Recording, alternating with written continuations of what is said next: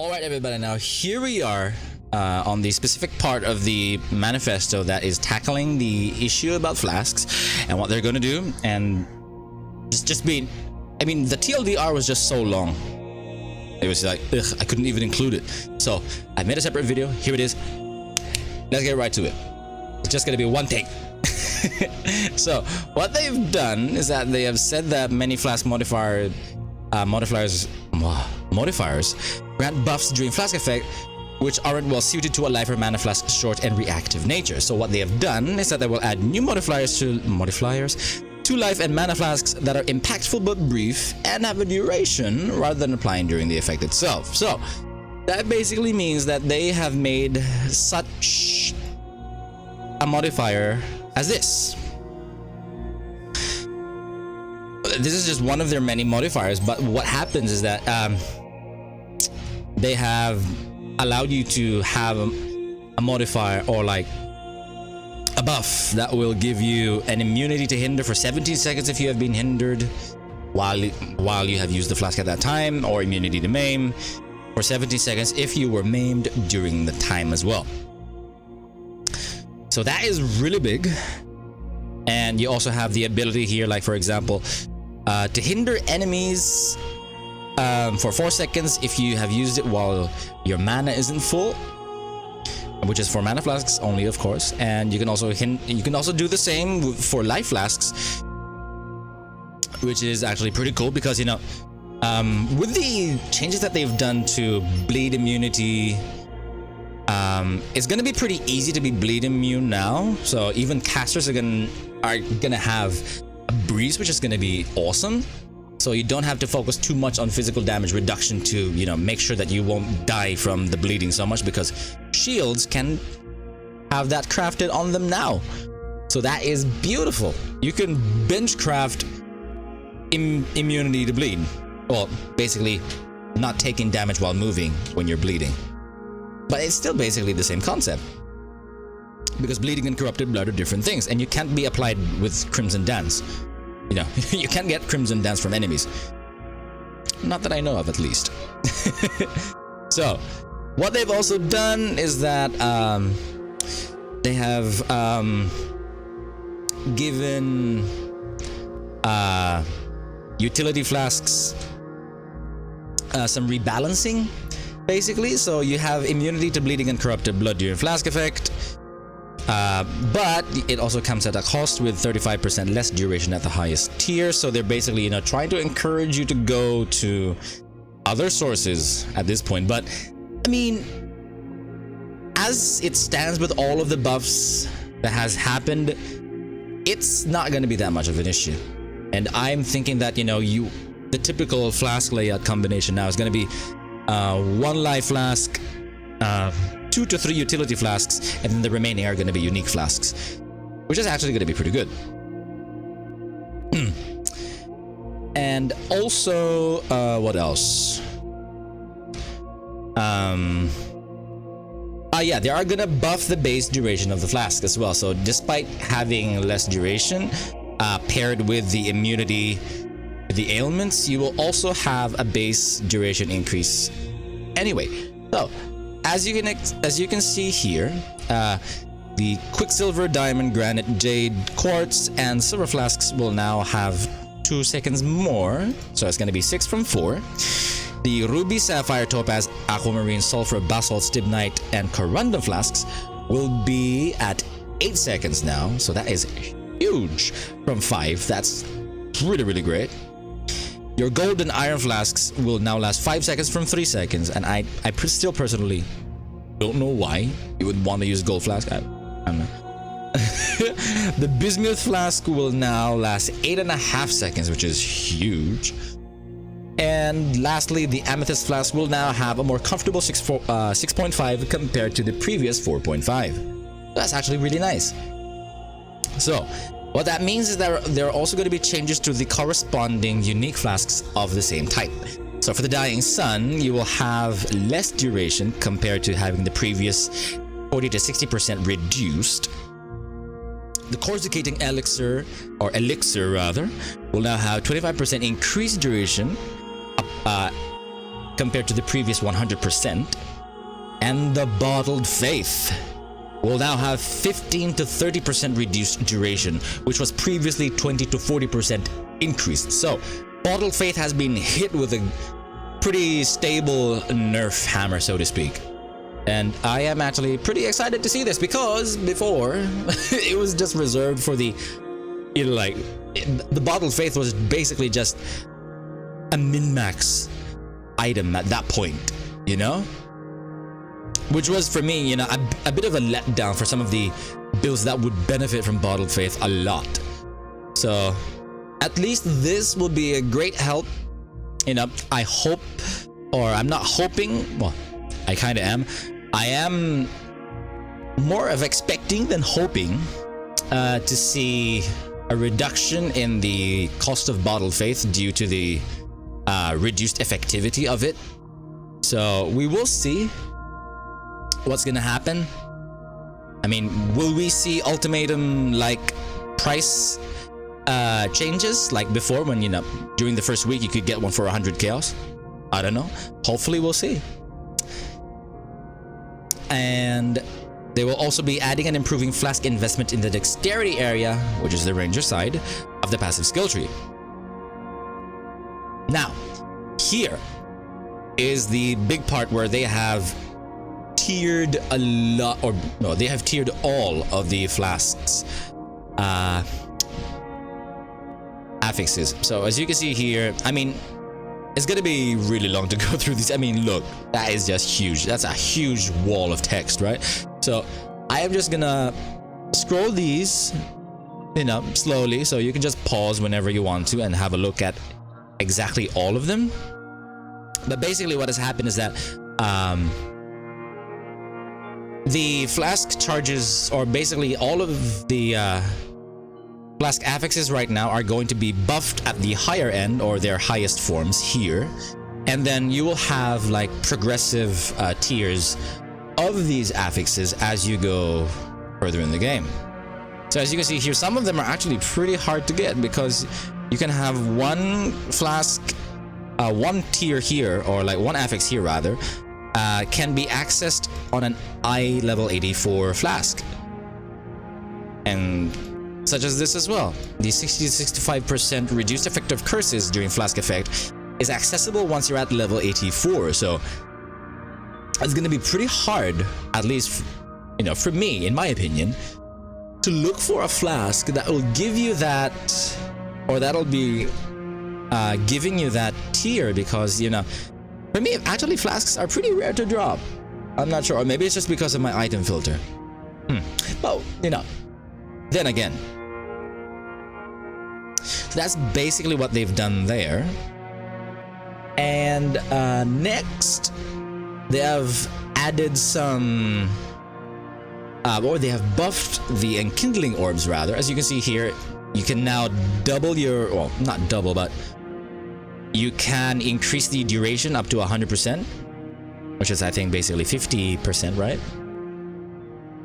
Like, thinking about it. I guess we'll have to see.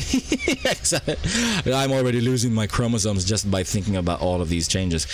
And you have a flat 40 to 60 maximum charges, so that is really, really high as well. That is approximately 33% more. And you also have reduced charges used, so that is going to be amping up your extra charges left. Increased charge recovery rate has also been buffed by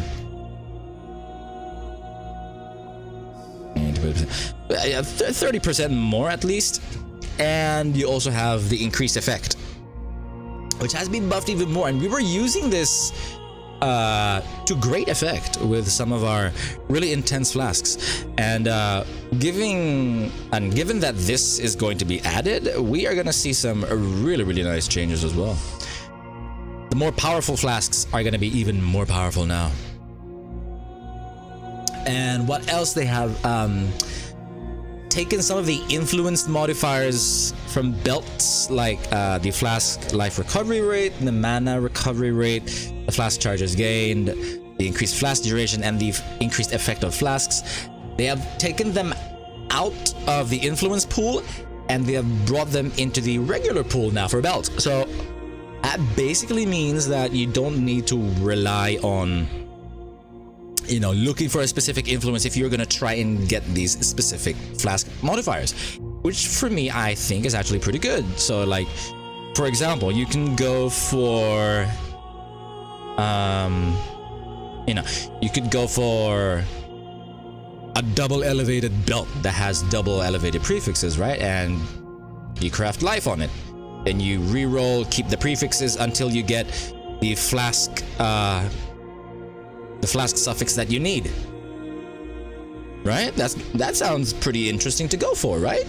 So it's nice that they're gonna have a little bit more uniqueness. Now, the most important part, life flask changes. This is amazing because what they have seen is that basically what they're saying here with the instant recovery, life flasks are by far the most reliable tool for survivability.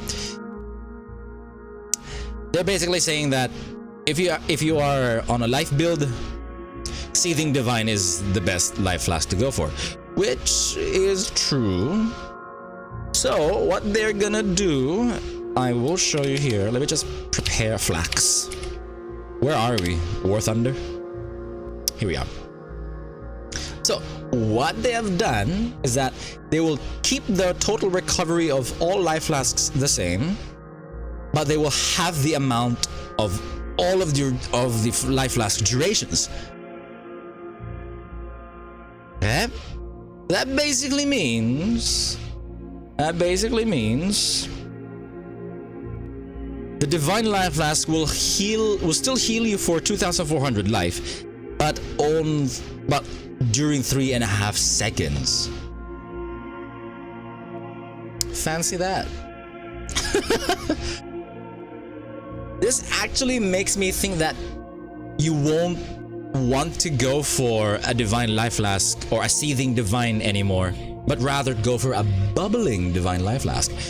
Because, okay, to put this into perspective,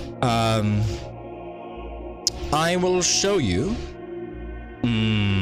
or like I will give you a list of numbers. Let's just go through them, right? So, for example, let's open up PoEDB. Let's go through the flasks, life flasks. Okay, bubbling. Yeah, there we go. Okay. So, given the bubbling affix, it reduces your amount recovered by half. So it takes that 2,400 and cuts it by half, so it makes it 1,200, right? But what it'll do is that it'll increase the recovery rate to 135%. So that will basically cut the 3.5 seconds to almost 2.7 seconds based on the calculator. And after that, 50% of the recovery will be applied instantly. So 600 HP will be applied instantly, and the other 600 life will be healed within the remainder of the 2.5 seconds or so. So that basically means that it's almost like you've pressed 2 life flasks at once. And this also opens up opportunities for the Eternal Life Flask to be more viable, because you are gonna be healing 2,080 life over 2 seconds. What? Amazing, isn't it? So that basically means that you can even just go for a catalyzed life flask, a catalyzed Eternal Life Flask. That'll increase the recovery rate by 50%. So basically that is 2,080 times 0.5, if I'm not mistaken. So that's 1040. You add that together, 2080 plus 1040, that's 3,120 life over 2 seconds. So if you have a huge amount of life, like for example, if you are like what, a 6,000, 7,000 life character, like in hardcore, that can be like a huge bonus for you in, you know, getting a large amount of recovered life. And you know, this can also be like a potential healing option for your petrified blood builds. You know, like I think you wouldn't even need to reserve your life while using petrified blood at that point, although it's still kind of questionable though. You know, you may still want to go with the panicked, because that's still gonna help you out. But again, I guess a panicked divine life flask would be the best point for that, because there isn't any changes to the duration. But yeah, you know, this again, it just opens up so many options, and now you see why this particular section of the video has been has been given a separate spot, because there is a lot that you can do, and that is very, very interesting. So we will have to see what is going to be better, right? And then of course, lastly, you will have the survival secrets and survival, I think survival instincts, basically the unique jewels that you can get on Act 2. They will also be changed, because they will try to introduce alternative forms of gaining flask charges. So that's gonna be interesting, because like they said here, there are no accessible tools for a player to change their charge gain method if gaining charges on kill isn't well suited to the slower playstyle. So, you know, of course, slower builds that deal, you know, possibly lower damage, or, you know, that deal a significant amount of damage, but it's divided into damage over time. Those kinds of builds are definitely going to be hampered, right? So what they've done is, like what they've said, they've reworked the survival jewels in the Act 2 quest, if I'm not mistaken, so that you can gain. So, and they will try to like introduce other methods of gaining charges, while also reducing, this is also the important part, while reducing the charges gained from kills. So, you know, who knows, you may be more incentivized to go for this if, like, for example, you are a DOT build, right? Or if you are a no, I guess that's basically the thing. That's basically the two types of damage that you can do, hits and DOT. So yeah, you know, maybe that is something that we can go for. And lastly, what they have said is that they will be adding some passive skills for the ranger in the skill tree. So one thing that's really nice is that they are gonna add life regen if you've used a life flask in the past 10 seconds. And also mana gain on hit with attacks if you've used a mana flask in the past 10 seconds. That's gonna be a huge booster for mana sustain. And I don't know, who knows, it may be an actual choice for you at this point, right? Especially this, look. They will be adding passive skills in the ranger section of the passive skill tree that increase the generation of life and mana flasks, including gaining a life flask charge on hitting enemies with a short cooldown. It's basically adding one of the other flask prefixes here. Where was that? Here, it's basically like a flagellant's